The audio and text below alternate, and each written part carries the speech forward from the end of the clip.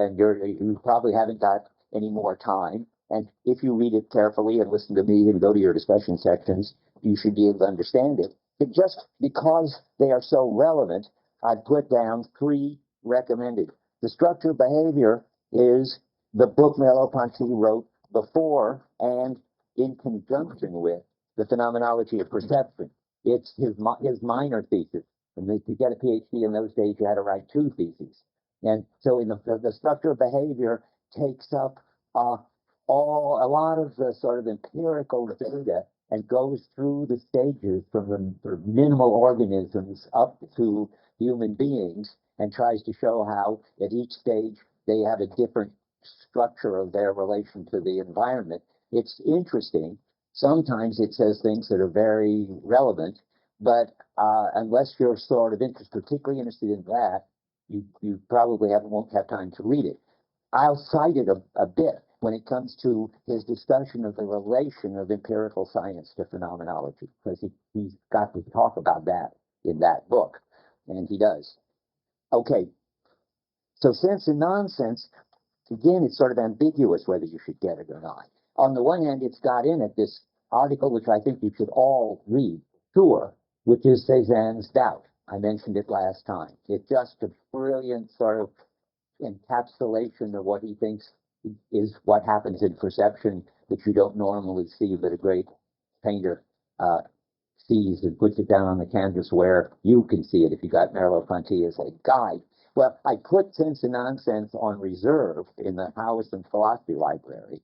I should mention that's the library on the second floor of Moses, next to my office. I'm in 303. I don't know, the library doesn't have a number, does it? Anyway, even if it does, if you stand in front of my office, 303 Moses, the library is next to you on your right.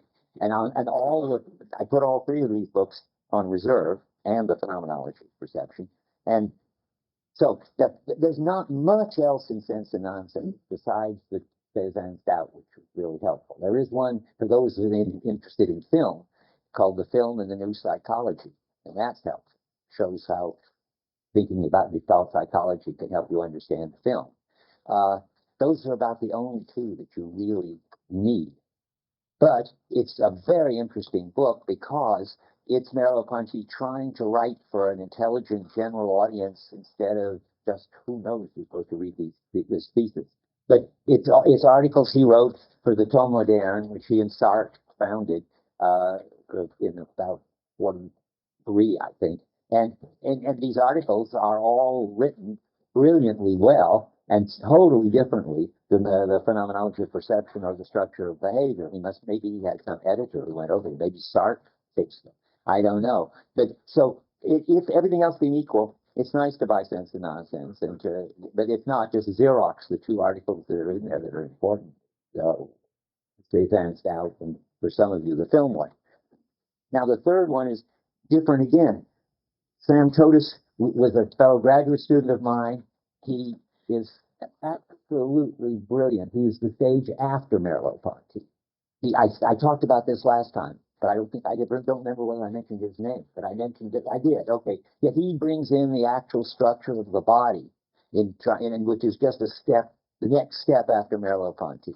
He does it in a book which is where it's surrounded by discussion of Kant and how you would have to rewrite Kant to take account of perception, and it's sort of it's what Kant would be if Kant had read Merleau-Ponty, and that's interesting. When I put it over here, I put that the pages you really want to read, it's on the back of the syllabus, for week 7 would be Totis 102 to 129. That's where he just does the phenomenology and doesn't mention Kant at all.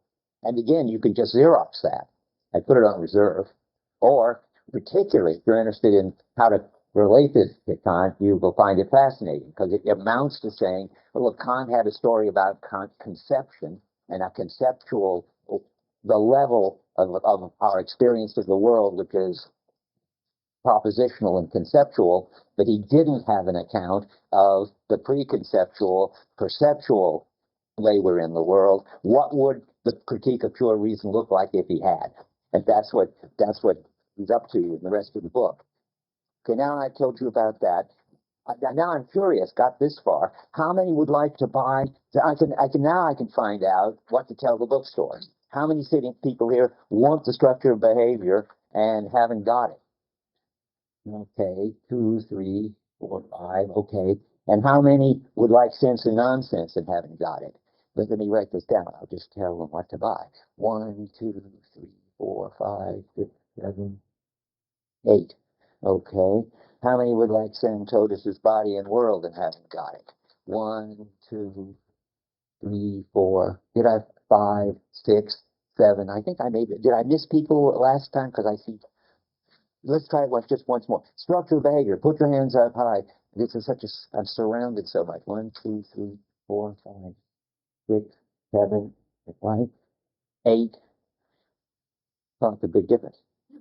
And how about Sense and Nonsense? Let's try that. Put your hands up high. 1, 2, 8, 9, 10, 11. Okay, big difference there too. Okay, I'll try to get the bookstore to order a dozen of each of these. See what happens. Now, maybe everything is clear. Yeah. Is the website up? The website is up in a certain way. We should talk about that. It's got the syllabus on it and the readings. It's got on it what you got in your hands. Plus, and it's hard to keep up the website, but I have got on it so far week 1, the Charles Taylor paper and I haven't got my Primacy of Perception paper and my Introduction to Sense and Nonsense yet. My Introduction to Sense and Nonsense is not going to be on a website because it's published. But it's there. It's maybe another reason for buying Sense and Nonsense. But it's a very general introduction, which I wrote, 40 years ago. It covers up well how little I understood, I think, in rereading it. But I don't think it's all that illuminating. So, but the second week is already there. Taylor Carman's Sensation, Judgment, and the Phenomenal Field. That's a very good exposition of this first 4 chapters that we're reading. The section that is called, I said it once, but I'll say it again, because you don't see it except here on this page called Introduction. The whole thing on traditional prejudices and the return to the phenomena, which has got the sensation, association, and attention, and finally the part on the phenomenal field. That's what we're going to do all next week. That's a sizable chunk of the book, and we all have to read it. I have to reread it, and you have to read it hard. Now, so that's, but what's not going to be on the website, because of the general agreement between me and the PAs that it's not good to sort of seduce you into any easy way out, I'm not going to put these lectures on the website the way I sometimes put lectures for courses on the website. You really got to come and take part and pay attention and take notes. And I've got it all on recorded, and in after the course, I'll put it on the website, and make a CD of it you can copy. But you're not supposed to be leaning on that for this. I think it's a trade-off. I mean, some people would get a lot out of going back and listening to the lectures, and it wouldn't keep them coming back, and it wouldn't keep them sort of not taking notes. But some people, too many people, would use it as a crutch. So anyway, that's the story about the website. You'll find on it as quickly as possible all the stuff that's on the back of the syllabus is in outside reading. That outside reading, I wouldn't put it on here if it weren't really useful. That is, it's supposed to actually give you some help in reading all this hard stuff. And if you get time, it pays to read it. However, if you haven't got time, just keep reading the Phenomenology over and over. Anything else? Those people out there, I feel bad about that. There's no way to get them in. Yeah. Is there material from the 3 later prerequisites that you would recommend we could list on the website for us to look at to sort of help us along as we go, or would that be? You mean on the prerequisite? Well, I did that already. I think I understand you. I put what part of TOTUS you should be looking at. I put what part of Sense and Nonsense, namely the doubt, Cézanne's doubt, and I don't know what to tell you about what's in the structure of behavior. That's a challenge, but I haven't, and I can't. It's sort of all over the place. It sort of touches up here and there. There's no sort of chapter the way there is in the other two. What I'm actually referring to is Searle, Kant, and Heidegger that you have listed on the prerequisites. I misunderstood you completely. What's the question? I mean, if there's places, it would be helpful, it seems like, if there's places that we can look at to sort of use as supplementary readings as we go along to. I see. Yes, I can tell you. I can tell you. At least I can begin. Searle's book, Intentionality, is where he does perception and action, and thereby is in a head-on collision with Merleau-Ponty. That's what I write about a lot in these papers, the primacy of phenomenology, which I'm going to get on the website. And Kant, I have no idea what would be. Kant is just so hard. I can't think of any. Is there anything that we could tell people to read in Kant? The Critique of Pure Reason, right? Take off a year and read the Critique of Pure Reason. It's the only advice I got for that one. And what else? And the History of Modern. Well, we could talk about that a minute. Somebody came in and told me they were reading Bertrand Russell on the History of Modern. That's not a good idea. At least he doesn't understand it very well by general opinion, though he writes very well. Does anybody know of a good book on the History of Modern that would help people who want to? Roger Scruton. What's that? Roger Scruton. Really? Yeah. Roger Scruton, what's it called? History of Modern Philosophy. History of Modern Philosophy. Okay. So that's those are the prerequisites, aren't they? 25. I just did 25B, Roger Scruton. I've done 132, Searle. I give up on Kant. I don't think there's any way to talk about anything they should read that would get them what they would have had if they went to a perception course. That seems a bit hard to say. Okay. And being in time, well, that's a whole world in itself. I mean, if you had to read something for being in time, I guess you should read my commentary on being in time, in which I try to put being in time in just the right relation to Merleau-Ponty, you might say. That is, as the first attempt to get rid of this distinction between subject and object and explain us as being in the world, that's the big influence on Merleau-Ponty. And okay, that was a good question. That's best I can do for an answer. Now, I think they're ready to go into the complications of the text. Okay, first, let's talk about the structure of the argument overall. What's going on in these first 4 chapters? Well, he says philosophers have traditionally tried to understand perception as the reconstruction of the objective world based on sensations caused by input to the sense organs. And that's the view that he wants to attack. The idea that there is something, a sensation, which is between some intermediary between the object as described by science and the subjective experience, that's how the sensation turns out to be how the impact of the universe, so to speak, on the organism gets picked up and is experienced as a sensation, which then the mind has to work on to give us, reconstruct the world of objects. That's how it looks to scientists. That's how it looks to neuroscientists, but he thinks that's wrong. I'm going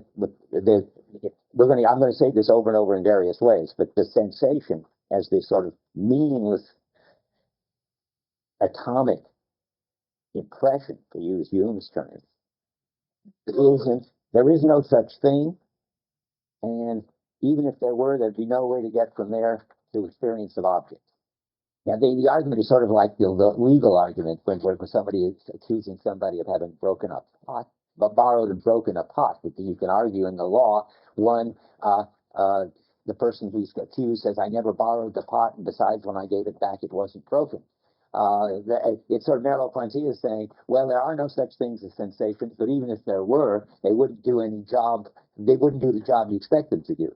So he's sort of overkill in a sense in this 2-part argument. So the first chapter is the argument that there isn't any such basic unit as a sensation. There's no ground for such an assumption. The reason we think there is, according to him, and this impression It's supposed to be determinate, isolable, and it makes up the elements out of which somehow you construct the whole of perception.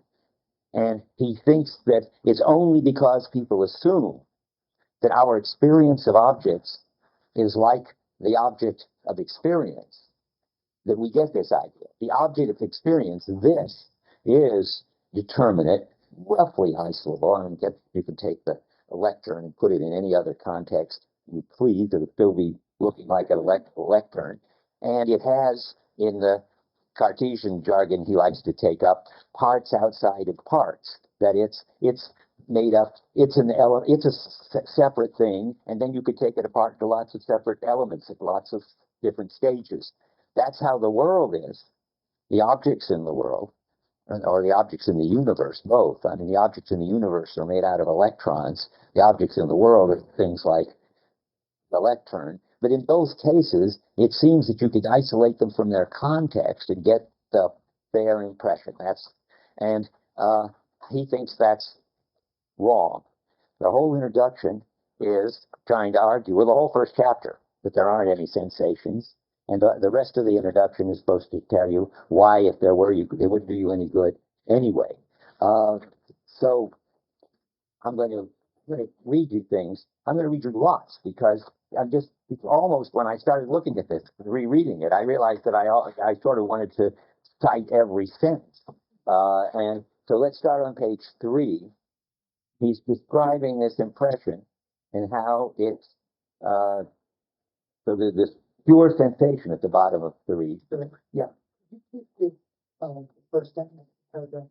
I see. Okay, right. Well, I might as well just I guess I could give both the pages. Well, no, I'll give the first sentence. That's fine. This paragraph begins, I might in the first place. And then skipping down. And then maybe I'll read something I didn't. It's just an example of a little moment of not Merleau-Ponty. He's describing the sensation. And he keeps saying, I might, in the first paragraph, I might in the first place understand by sensation, but he doesn't. And then he goes on a little further. I might have said to have a sense experience is to coincide with what's sensed. And the important thing is that this impression signifies nothing for me. Yeah, he might have said those things. That would be the right things to say about sensations, if there were any sensations. But since he doesn't think they are, he wouldn't say that. It's a funny way for him to put it. So the bottom of page 3, which is still that same paragraph, he says pure sensation will be the experience of an undifferentiated, instantaneous, dot-like impact. Well, that's what people who believe in sensations believe, but that's not what he believes. And if it were, we'd have to add something to get from there to a meaningful experience of objects, which is very complicated, but just for minimal, we would get to intentionality, where we experience something as having various aspects and having our mind, we could have our minds directed toward it. All of that requires a whole lot.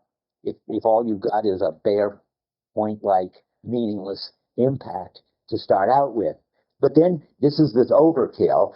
But because the tradition is the way it is, he's got to deal with the whole history of philosophy since Descartes was devoted to showing how you could get from these meaningless, minimal, atomic impressions to an experience of a world with objects. So chapter 2 is a critique of empiricism. And empiricism is Hume, in effect. And it says, well, what are you going to add to these, to an impression to make it about something? Well, lots more impressions. So if I get an impression of something that looks like a front of a house, to get the experience of a house, you've got to associate that with the experience of the back and the sides and everything. I'm going to rate first. I made a sort of list. Okay. That he's got always, and this is why I'm going to give you this list, in mind, a kind of way of, he has a way of arguing, which is always to say, well, the empiricist says such and such, And that means, I'll say it now and I'll write it on the board in a minute. That means Hume and Locke, mainly, have a way of trying to explain, analogous to the way science explains, how we get from impressions to experience of objects. So Hume said, well, I'm going to do in my treatise what Newton did for physics. I'm going to do for the mind. I'm going to give you a causal account of how a meaningless impression gets associated according to some laws of association so that you get an experience of objects. And that tradition, which I'll write this up here, well, there's one place where he says early on that I won't go look at it in the preface, that he's not doing explaining and he's not doing analyzing, but he's doing describing. And explaining and analyzing, I think, are his names for these two wrong approaches, which won't work. And here it is, and that gives you Newman Locke and gives you causal account. I'm not good at writing things. Can you read that from way back there? Probably not. Can you? Almost. That's good. I'm trying hard. So, and they want, probably I should have put it here. I'll put it up here. This is where you get a meaningless impression to start with. I have to put that in there somewhere.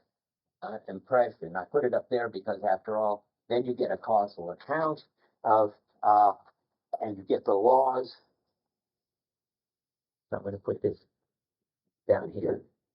So these guys had this idea that there were meaningless impressions, and then they had a causal account giving you the laws of association.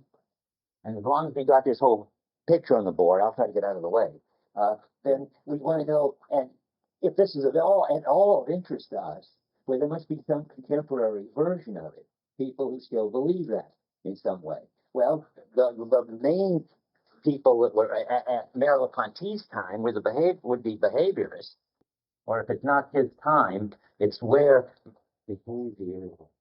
Merleau-Ponty connects up with us. Is that behaviorism also is trying to treat the mind like physics, find the laws of association and reinforcement by which you get from their impressions. And that's interesting because Charles Taylor's first book, The Explanation of Behavior, nobody reads anymore because it did such a good job. It destroyed behaviorism. It didn't get the credit for destroying behaviorism because at the very same time Chomsky destroyed behaviorism and got more publicity. But in any case, what Charles Taylor did was just read Merleau-Ponty, translate it all into analytic, turn it against Skinner, and show that it was in the project for Skinner and behaviorists were incoherent. And he did it without having to assume a lot of the things that Chomsky. Well, no, Chomsky criticized Skinner's book Verbal Behavior and showed that the phenomena was such that Skinner's way of dealing with it missed it. And I think Taylor's saying the same thing. So there you've got, I'll just read it for those of you way out there who can't see it. So this is the column called explaining. The people who do it are empiricists. Hume and Locke are the main ones. They believe that we start with meaningless impressions. Then they want to give a causal account of how we get from there to experience of objects. They do it by telling us about the laws of association. And nowadays it's empiric, it's behaviorist, or really nowadays, in some way, I think it's neural net people. I like neural nets, and I think probably it's unfair to say that people who are going to do neural nets and reinforcement learning are just behaviorists. People like Fodor say that. But for the sake of this rough taxonomy, we can say so. It's an interesting issue, not for this course, to try to figure out whether, you see, in a way, in psychology, this thing just keeps repeating itself. The behaviorists found that their story doesn't work, so these other people, who are the intellectualists, come around and they're Kant and followers.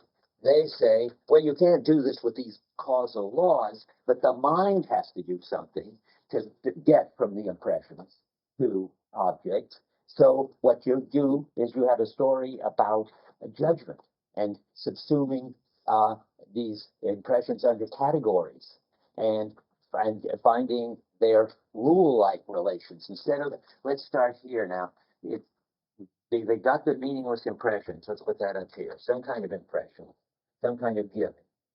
And then they're going to say that what you have to do is you find, you have to, what do I like next? Instead of a causal account, you get a rule,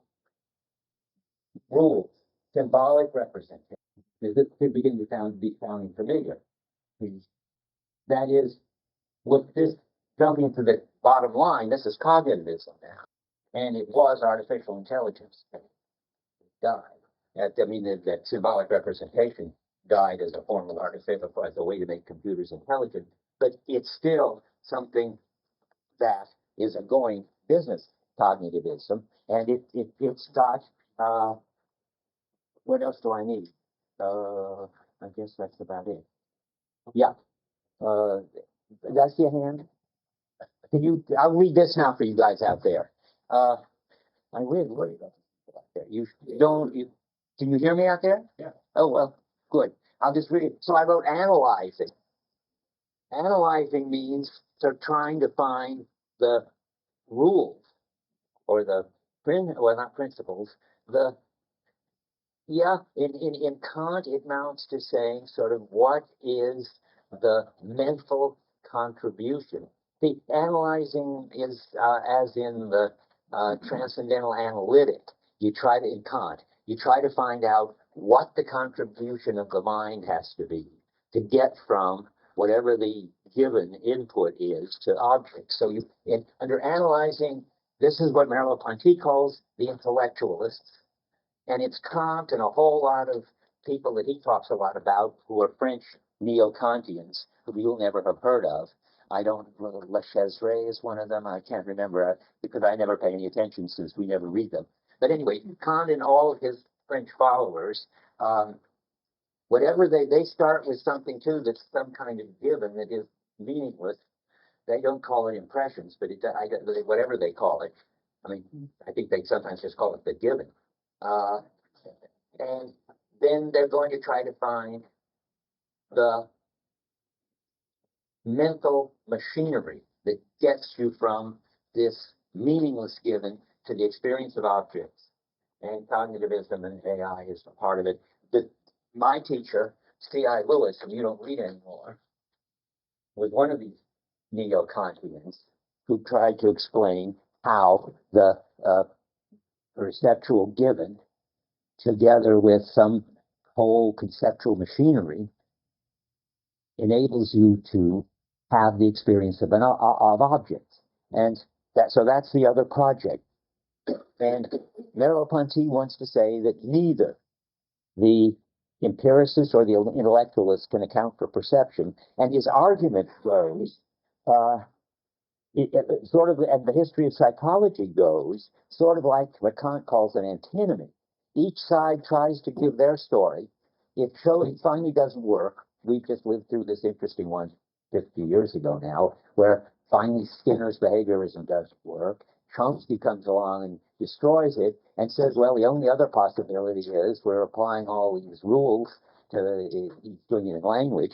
And then after a while, that doesn't work. It's got so patched up with ad hoc attempts to save it that people stop believing it, and they go back to the other side again.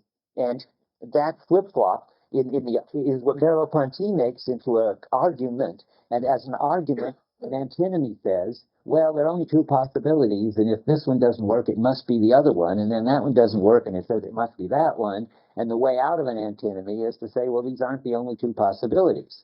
In Merleau-Ponty, that means, well, let's say we don't start with these meaningless given sensations, since every time anybody tries to get from there to the meaningful world of objects, they can't do it. And so his argument is always doing that, showing that neither the empiricist, first it's always the empiricist can't do it, then it's the intellectualist can't do it, and he always looks more like the intellectualist. He has much less sympathy for the empiricist, behaviorist, British version than he does for the neo-Kantian intellectualist, rationalist French version. After all, they're in the big line of Descartes, Leibniz, Kant, and not in the line of Hume and Locke, but they can't do it either.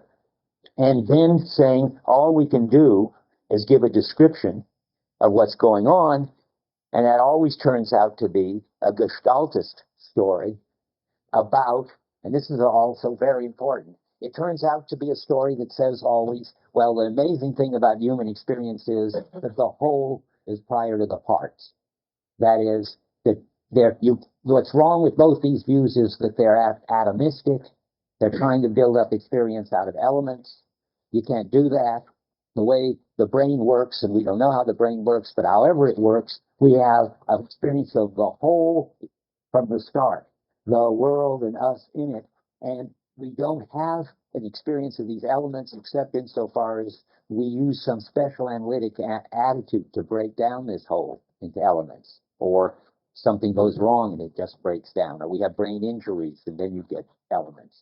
There's a kind of brain injury where you get to be a Kantian, where you have to figure out what's his name.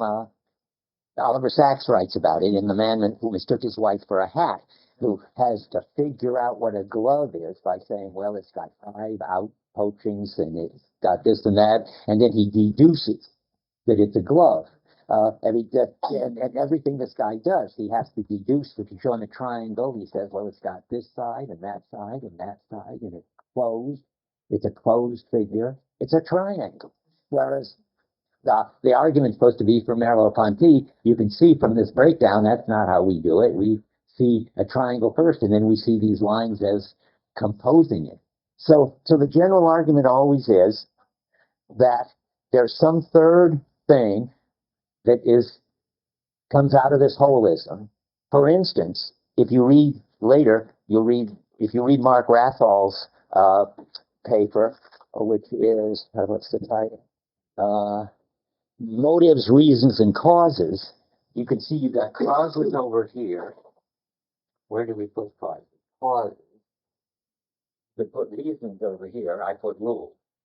So he gives you a whole story about trying to have a causal account of perception, trying to have a rationalist rule account, and then Merleau-Ponty introduces this descriptive, weird notion of what he calls a motive, which isn't like a motive of, did you have a motive when you killed him kind of motive. What a motive is a tendency in experience to organize so as to produce better and better gestalt.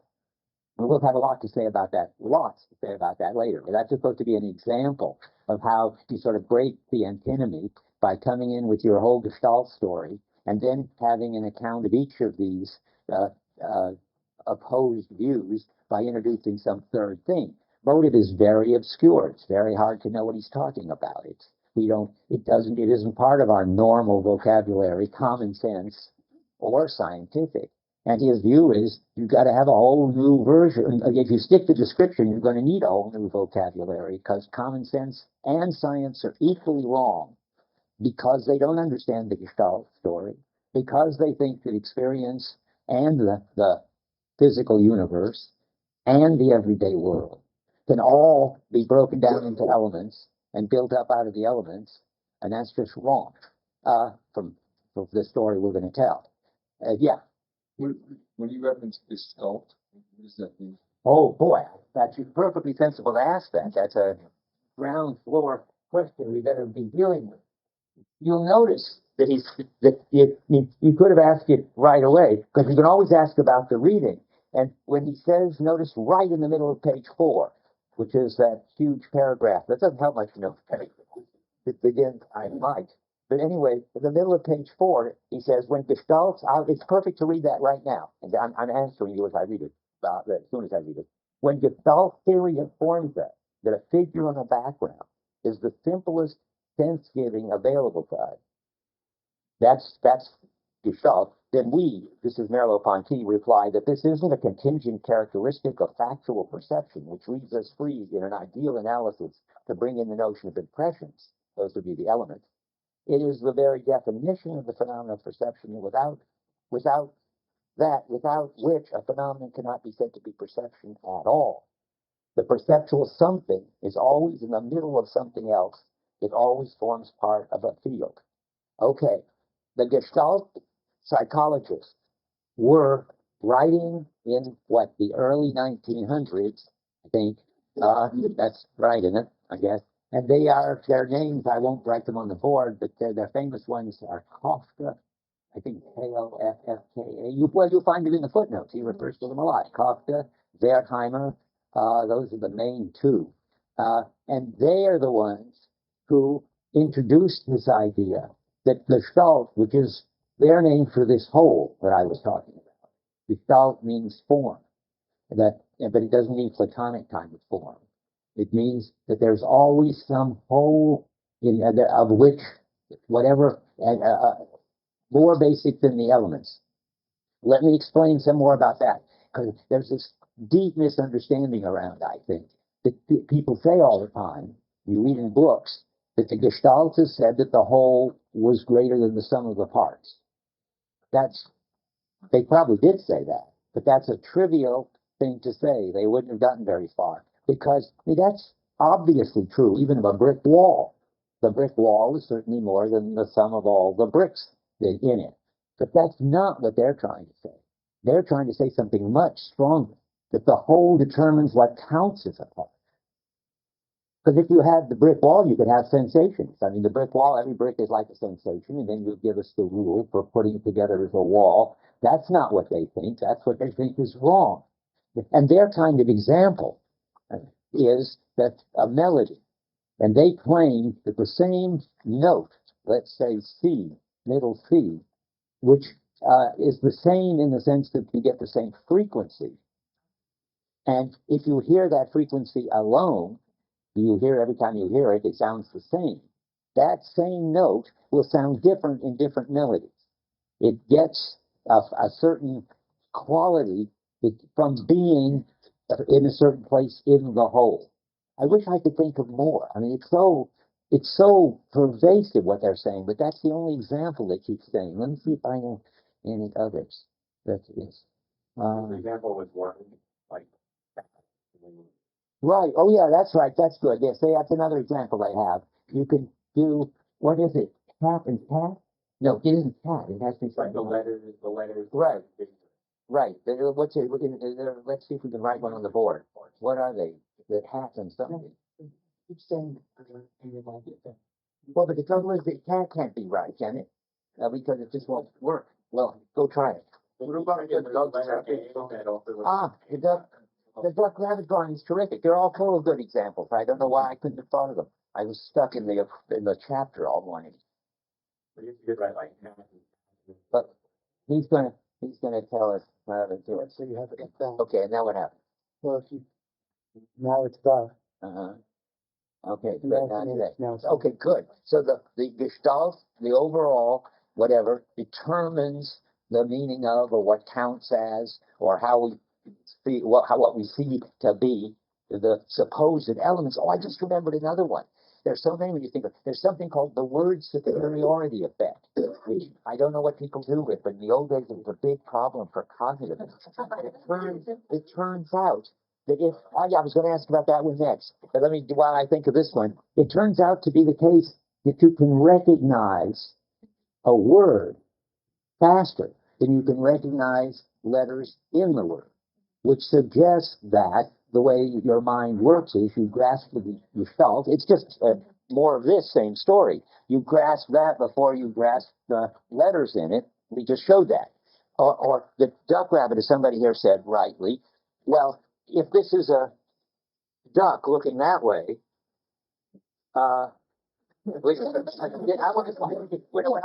we draw it, there should be something that's the eye of the duck. What? Okay, yeah, there's a rabbit, and it looks that way. That's right. That's duck looking up. Okay, I know that. But as the way I remember it, the little dot, which is the eye of the rabbit, is not also the eye of the duck.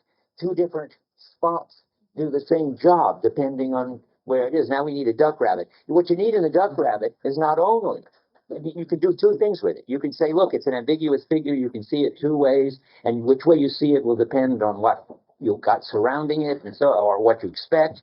But there is another thing that you see about it, I always see when I see the drawings of it, is the Gestalt point, that what looks like a black spot in one is the eye of the other one. Or in all of these ambiguous figures, of course, like the woman who's a an old lady or a girl and so forth, everything switches. What looks like her nose in one is her scarf in another, and those are all Gestalt. So this is what he was referring to in this. No, well, that's the Muller-Lyer illusion. That's another Gestalt phenomena that he talks about. Those lines at the bottom of what page are you on? 6. Where the overall thing, which is getting those two things on the end of those two lines are equal. It's hard to believe, but you measure them, they better turn out to be.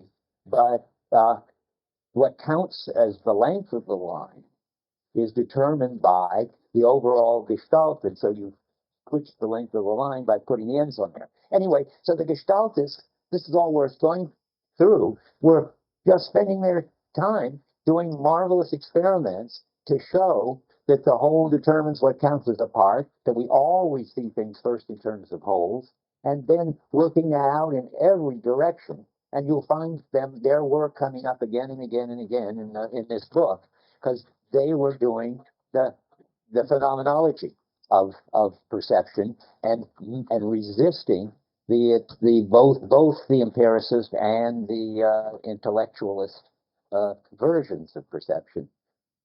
They were way ahead of their time in a way because they thought there must be fields in the brain that corresponded to these holes, and now there are lots of brain models of say attractors and so forth where there where there don't seem to be holistic phenomena in the brain correlated with perception.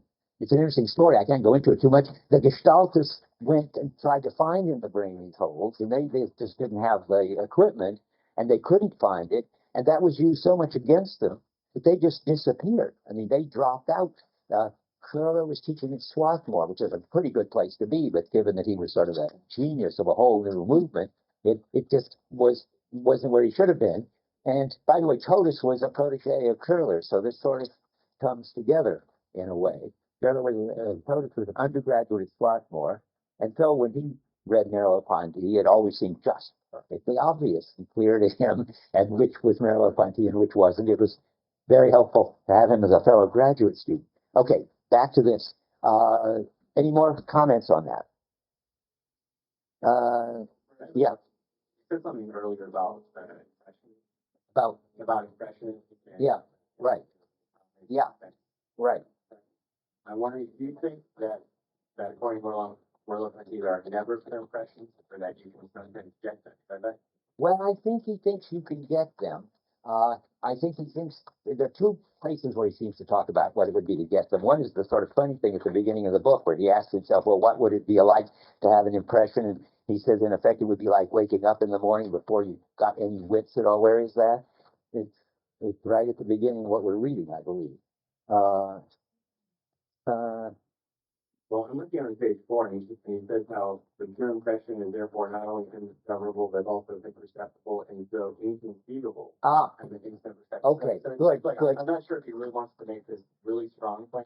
Yeah, I think perception is always within the whole, even in the breakdown cases. Okay, I'm going to say something about that. But here, by the way, is this bit where he talks about the sounds that encroach on my drowsiness. They're in my head, and when I close my eyes. And so he tries there to say what would become close to being an impression. It would have to be just something so meaningless that it wasn't even in the world. It was just a state of me.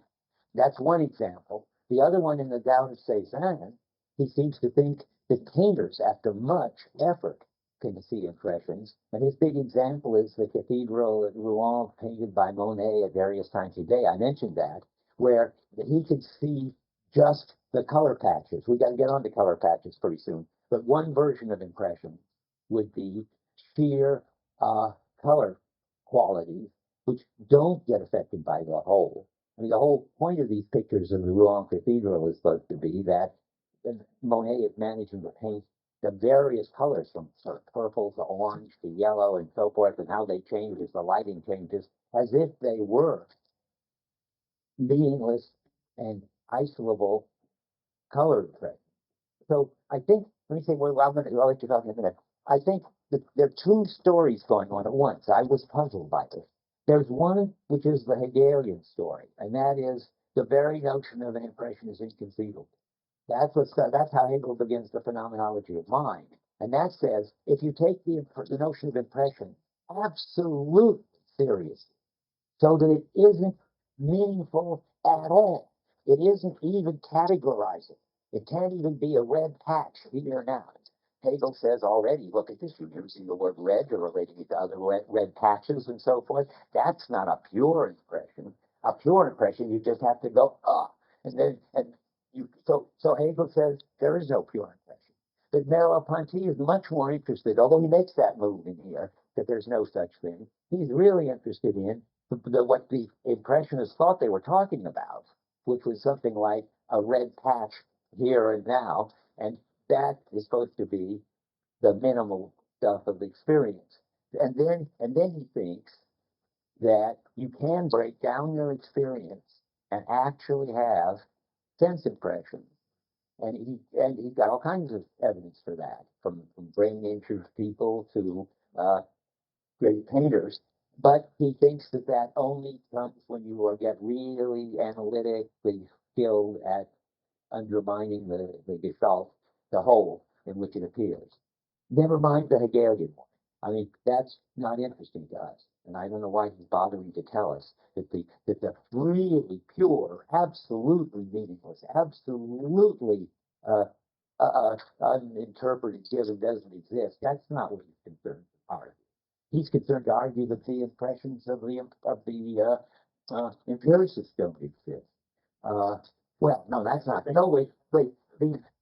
Not quite. He's arguing that the impressions of the empiricists don't normally are not normally a part of our experience, but they do exist in the sense that if you get in a certain attitude, you can get something like an impression. Introspectionists were supposed to be doing that all along. They were able to study what their experience was like when they didn't see it in a context, didn't interpret it, and so forth. You look worried. Yeah, because I'm thinking maybe an alternative explanation that you might be getting another answer is that we're reading something. So like the breakdown cases and the change cases would still be an example of the self principle at work. I don't think that's what he means. No, different context. No, because in the Mother-Liar illusion and so forth, he says you can isolate it from the ends. If you get really skilled so you could see that illusion without the ends, you'd see that the two lines were the same. That means there really is, so to speak, an impression there. There really is, well, boy, that's the wrong thing to say. You gotta be careful. Wait, It's a dilemma, I think. no, not a dilemma, but something very important, which is jumping ahead, but we better say it now. I mean, if you can break down your experience into impressions, does that show the impressions were there all along? It helps you to look ahead. That's the issue of the chapter on attention. That's the next chapter after the one on, well, first we get the sensation chapter, which we're talking about.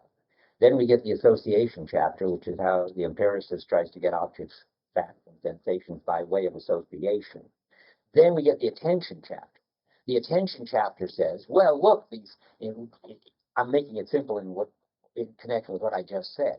Well, look, these impressionists can break down their experience into impressions, and they were what was there all along. That's the crucial move. If we really get good at paying attention, as these artists are, and these introspectionist psychologists are, we discover impressions, and we discover them. That's the sensory core theory, he calls it. That's the theory that we can break down the gestalt and find the impressions that are there. Now, there are two parts to that. One, that we can break down the gestalt, and I think he thinks we can, but after all, the painters and impressionists did it. And then that reveals what was there all along. Oh, I think he calls it, the sensory core theory is what people called it when I was a graduate student. He calls it the exposure hypothesis, right? Does that sound familiar? The exposure hypothesis, same thing. The exposure hypothesis says you reveal what was there all along. He says, one, there's no evidence for that. Why should we believe that?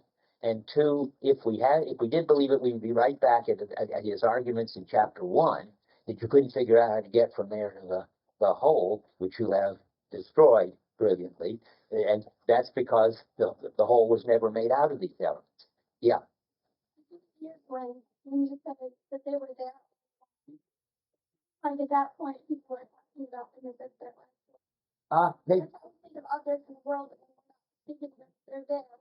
But when we're talking about Gestalt psychology and the way that of looking at their forms and elements that make them up, we were talking about like, yes, but, and we should wait till we get to the attention chapter. The argument's supposed to be they were there all along, but we weren't paying sufficient, clear, analytic attention. If we had to sort of confuse Gestalt experience. I mean, it's, no Gestaltists are going to buy this, but there's certainly something you can say if you can break it down into these elements.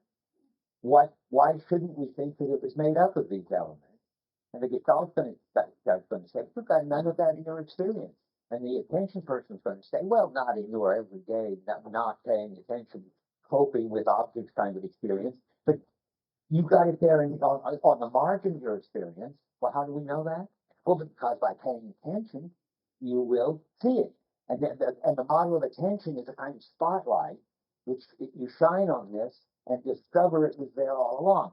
So you've got to change your whole view of what attention is, so that you can argue that there is no such thing as that kind of attention where you just discover that something or other which you didn't have in your normal everyday experience was there all along. There is something like that. There is paying more attention to the details of your experience, but not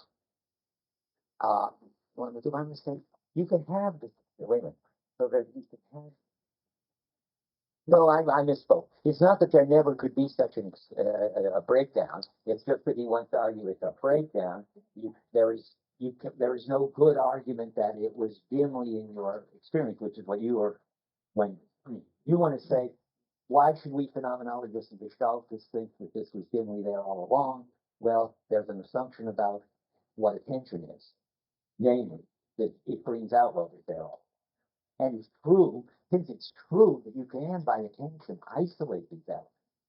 If you also believe that attention is what brings out what was there all along, then of course you're where you want to be, or not you want to be, but the anti-Gestaltist wants to be. Yeah. things like by saying, That's right. like by saying that they were there all along. You said that, but I don't think that's right. I mean, I was sort of disagreeing with that. I mean, that's true, but the issue isn't whether they were there in the world all along, but whether they were there in your experience all along. And that's what I was answering. Now, if there were people, Bertrand Russell at a certain stage thought that there were sense data in the world all along, and that that's what we really experienced because they were out there. But you don't have to hold that. That's a really weird. I gather Russell gave it up. But anyway, so all you really need to be on the column over here of empiricism is to claim that in your experience there is data which is not produced by the whole, but which is what can be put together to make up the whole. If that doesn't make you happy, come talk to me more. You look a little puzzled. Yeah. Can you be totally explicit about what an impression is? Well, it covers too many things. That's a good question. I mean, that's what came up with Rick's question. I mean, if you think an impression is just the absolute minimum of total meaninglessness and uncategorized, then you go in the Hegel direction and you get that becomes an unintelligible and you can't say anything about it because as soon as you say anything about it, you already categorize it. Charles Taylor does a great version of that in his Hegel book, and how that's one way. But you can also think that an impression is any perceptual experience which has a determinate character and is independent of any context. And that's what the impressionist is trying to do in making their painting, or what the Gestaltists. They're trying to isolate this experience from the context, and what's left is the impression. And it's further complicated, just so you know, by this epistemological issue, because the sense data stuff is supposed to be indubitable. That was the big deal when I was a graduate student. C.I. Lewis thought that you've got to have something called the given as the rock bottom of knowledge. Goes back to Descartes. And So you get two things when you do this. You discover, you have to, so they were busy, the sense data people, trying to get back to these impressions because they were the basis of knowledge. But there are also these psychological types who don't care about building their knowledge on indubitable impressions, but they want to know how the impressions get put together to give us an experience of objects. And but that's the same impressions, I think, that they're just using in two different ways. So there's an epistemological story, and then there's a what? Philosophical story of how to explain how we get the Hume issue and the Kant issue, how we get an experience of a whole with whole objects in it, given that what we start with are these context-free impressions. You had a hand up? Yeah.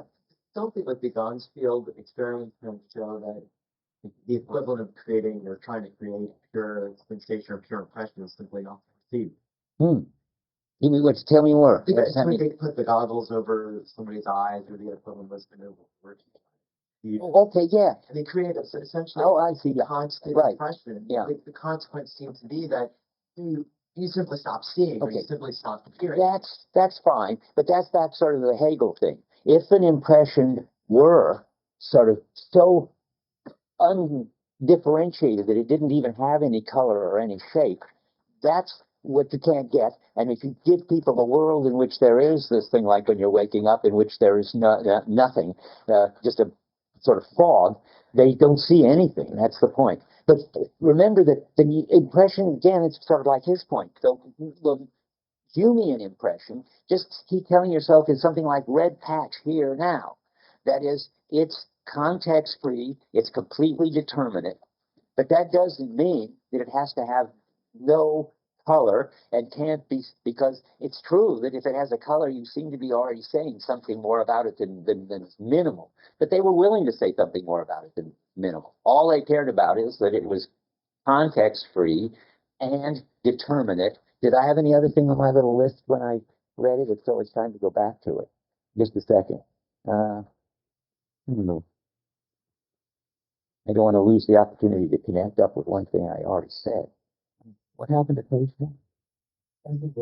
Isolable. Oh, that's just context free. Good. Okay. Yeah, that's all I said. Now, so I better go back to this for a while because I wanted to go slowly, but not that slow. I'm on page 2, and I wanted. So we still, there's something like a page missing. So I've done. You read the quote. Well, I want my page. I feel happy. Well, I want to. Okay. I guess it's here. I see. Yeah, now I see. I don't know what happened to page 1, but I don't need it. So we've got the critique of empiricism. I'm giving you the overall plan of the book, and there we are. And so they share this common assumption about the world. There's page 1. Thanks very much. That doesn't need it, except it reassures me that the reality is place. Okay, so now, in Merleau-Ponty in chapter 4, I was just running over the whole layout. In chapter 4, Merleau-Ponty is going to propose instead his view, which you could call existential phenomenology, that our experience of the world and of objects feels like from the always normal experience. I think when you hear me say experience, you always I want to say normal, because after all, there are these introspectionists and these brain injured people and these artists who can have these, not the absolute minimal kind, but the kind that the Humeans would be happy with. But normally, we experience what he calls a phenomenal field, which is correlative with our body. Our body is going to turn out to be the sort of most basic holism. And the way the body is holistic sort of rubs off on everything else in experience. And the way the body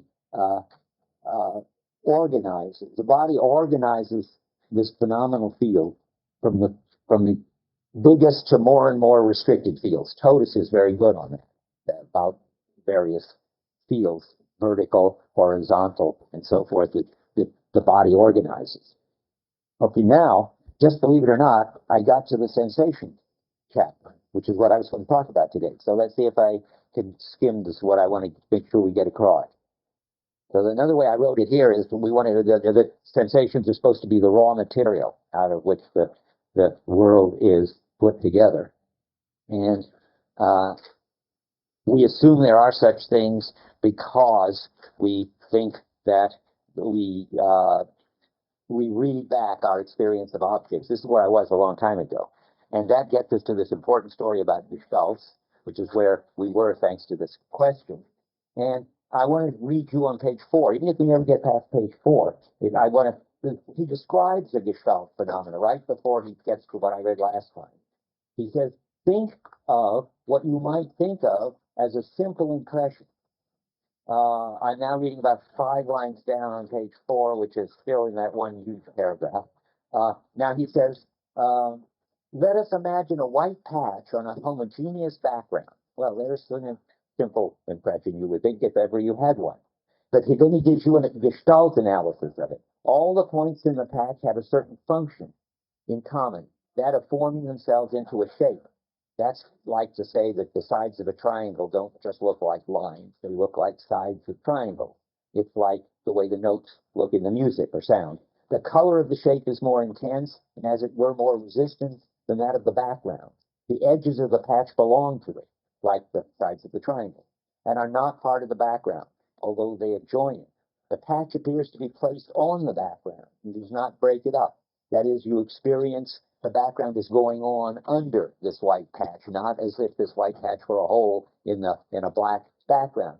He's telling you all that is already involved in this very minimal supposed in perception. It's already holistic. It's decided the whole is defining the edges, the whole is affecting the color, the whole is selecting the spot out against the background. And then he says, what I read before, there's always a figure on a background, which is a further gestaltist point. Now, something crossed my mind as I was saying, I was thinking this, namely that I wanted to make sure that I told you for the next 4 minutes or 5 minutes, I want to tell you about some important mistranslations that may have messed you up when you tried to read this. Right after what I just read, where it says field, it says a really homogeneous area offering nothing to be cannot be given to any perception. It says offering nothing to see in the French. And this is amazing that this has been through, I don't know, 30 printings, and they haven't just simply corrected that. You see where we are? Okay, where it says Gestalt theory informs us stuff about the field. That's right after where I was reading about. Right after the stuff about the point, then there's the Gestalt, that's when Gestalt theory informs us. That's still in that big paragraph. Finish that whole thing up to field. You got that now? Yes. Now the next sentence, a really homogeneous area offering nothing to be cannot be given to any perception. That's nonsense. It's offering nothing to see. And while I'm at it, let's go back to the thing I just read. It's full of bad translations. So I'm back to each part arouses the expectation of more. Merleau-Ponty in French says announces more. That's a kind of, I didn't say metaphor, but what we should avoid is expectation, because expectation is much too intellectual and mental. I mean, it isn't as if each part in this little path he's describing leads us to expect the background underneath and expect the edge and so forth. I want to say something like each part arouses a readiness for more. That is, when you see any part of it, you're already getting ready to see other aspects of it. And now let me go on. More than it contains, and this elementary perception is therefore already charged with a meaning. Again, too intellectual. In French, it's sens, S-E-N-S. Sens is a very, very much more general word. And so you should put there sense. We have a word like that in English. It's charged with sense, meaning that it points beyond itself. So the edges point to the figure, and the figure points beyond itself to the background that's being covered up. Okay, 2 more, and I'll stop. See, that whole sentence is messed up. So charged with meaning. But if the shape and the background, say figure and background, it's just common Gestalt talk. They never say shape. They always say figure. Figure is a relative with background. There's always a figure on a ground, and any ground has a figure. They're interdefined. Where a shape is just could be out of context. Okay, and now let's go on. But if the figure in the background as a whole are not sensed, they must, this is a weird sense. I couldn't figure this out for a long time. Are not sensed, they must, let's see, they must be sensed. Are not sensed, I can't even read it now. Let me try again. Each part arouses blah, blah, blah, blah, blah. But if the figure in the background as a whole are not sensed, they must be sensed when they object in each of their points. That, if you write instead of whole, collection, that makes sense. The French is ensemble. And it says, if the figure in the background as a ensemble, as a collection, aren't sensed, they must be sensed when they object in each of their points. Well, it isn't as if they've got these points. And suddenly it sounds like you're stopping the Gestalt story, and where the points are all defined by the whole, and you're saying that what you really get is a lot of points. Well, that says if you saw the figure in the background as a collection instead of a whole, then you would, I think, he's saying, let's try that again, last time. But if the figure in the background and a whole are not same, they must be different at each of the points. I don't know what that's on. But if you write, I think collection instead of whole, that's the right translation. So if you got the right translation, you figure out what you need. Okay, that's we got through page 1. This is hard going. So you do the assignment for next week because I'm going to rush through it. I've got to go faster from here on.